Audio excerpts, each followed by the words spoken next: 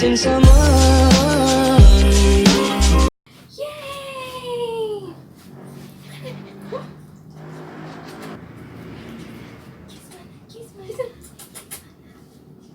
It's okay. Hey guys, it's Kay and welcome back to my channel. Today I'm going to be giving you 7 books that you need to read. These are the books that have made a huge impact on my life. It was really hard to narrow it down to 7 books, but I didn't want this video to be too long, so I stuck to 7 since that's my favorite number. So before we get started, please hit the like and subscribe button down below. And without further ado, let's get started. Okay, so the first book I would recommend is The Alchemist by Paulo Coelho. It's about the journey of a shepherd named Santiago who sets off to pursue his dreams, and in doing so, he finds himself. What I love about this book is the invaluable life lessons and messages that are always great to be reminded of. But what I love most about this book is its simplicity. The book has deep meaning and the story highlights certain basic points. This book is greatly inspirational and I highly recommend everyone to read this book. If you haven't read this book, then I urge you to read this, but if you've already read it, do read it again. So the second book is The Little Prince. This book is a timeless classic. I feel like this is a book that everyone absolutely needs to read. The Little Prince is about a pilot who gets stranded on the desert and befriends a little boy who is a prince on a different planet. Since the Little Prince appears to be an experienced traveler and an adventure lover, he decides to teach the pilot all the valuable things he's learned and experienced. What I really love about this book is the poetic language, the symbolic scenes, and the philosophical discussions. This book sends a relevant message to both children and adults, so it is a definite must-read for everyone. And it is one that I will continue to read again and again. The next book I will give you is 1984 by George Orwell. 1984 is a dystopian novel published in 1949, and it follows the life of Winston Smith, who is a low-ranking member of the party. He's basically frustrated with his life because of the ominous ruler, Big Brother, who controls every aspect of the people's lives. This book explores the themes of mass media control, government surveillance, and how a dictator can easily manipulate and control people's thoughts and lives. Also history.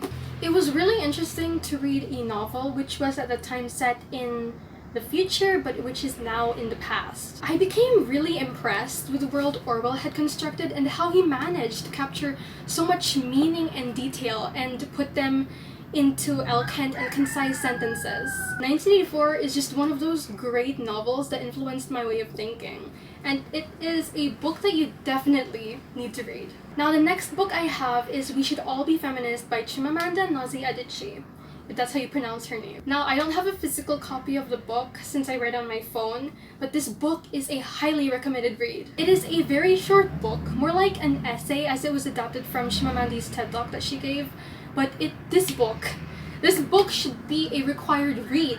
This book is a great introduction into the topic of feminism. It is very short, but it highlights different things for different people, and it inspires everyone to learn more about the area of the issue. Now, I personally like the way the essay was worded so eloquently.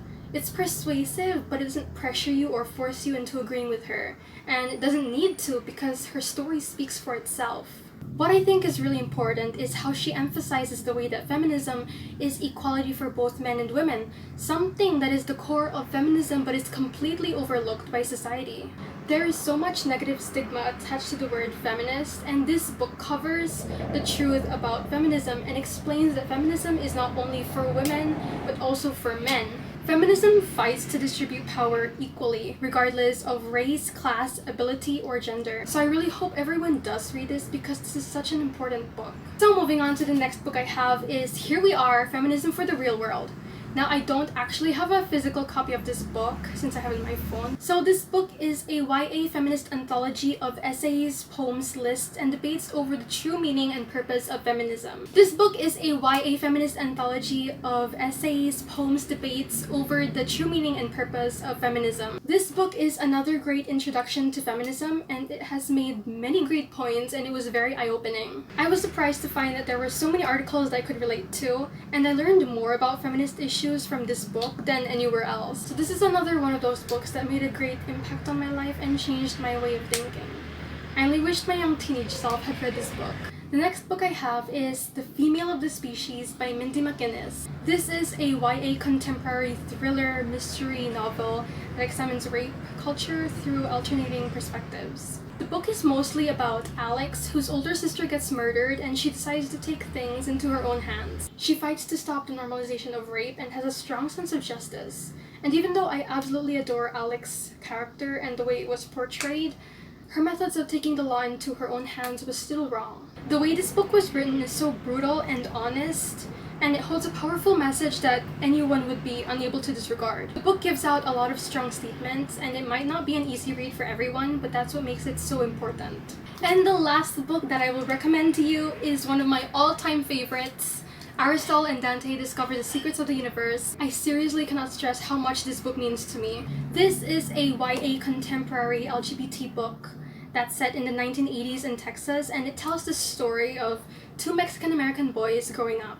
It brings up questions of identity, particularly in terms of sexuality and sexual orientation. The story is told from the perspective of Ari, a quiet boy who's angry at the world, and then he meets Dante, whose different view on the world changes Ari as their friendship forms. I really loved Ari's and Dante's relationship because it wasn't false or easy. There were some ups and downs, but they were able to get through with them, and I like the emphasis on family. This book is complete and utter perfection. Like, it is so perfect. It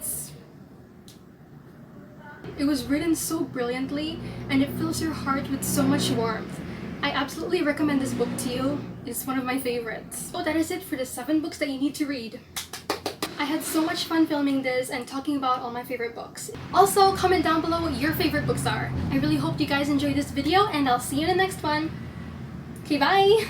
Missing someone.